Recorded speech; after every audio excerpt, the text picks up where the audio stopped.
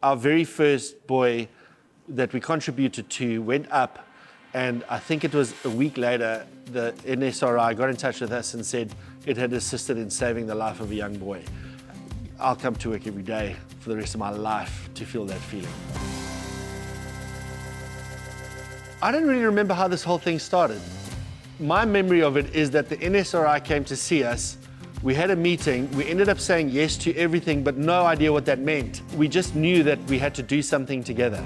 The Pink Rescue Buoy program started in November 2017. We settled on the device to use. The kind of most logical piece of equipment to put out there is what South African lifeguards would call torpedo buoys, T-buoys, and then started to look at the colors. The Lumo Pink won because it just stands out incredibly clearly against vegetation, but also in different color waters.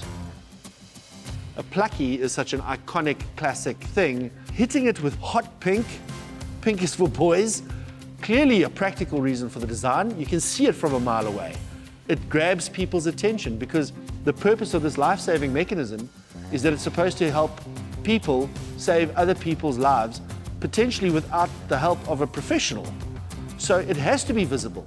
And I love it when people ask me, "Jeepers, those are nice Plakkies. Where did you get those hot pink Plakkies?" And I go, "These are the Pink is for Boys Plakkies. And you need to buy them so that you can support this incredible cause."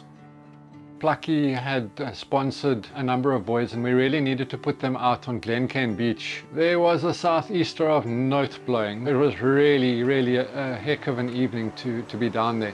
I chose a position to put up that first Plakkie sponsored buoy right opposite a rip current that is often in the same place. The next morning was an absolutely beautiful beach day, a Saturday morning. A whole bunch of people went down to the beach, and one of them was a child. He went straight into that rip current and got pulled out. A retired lifeguard saw what was happening, hooked the pink buoy off the pole, took it into the water, swam the child out of the rip current and saved the life.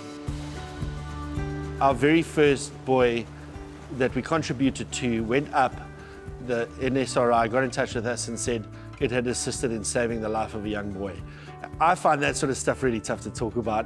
It's just, I think my heart's too small to deal with it. I think it's one of those coincidences that are absolutely magnificent when they happen.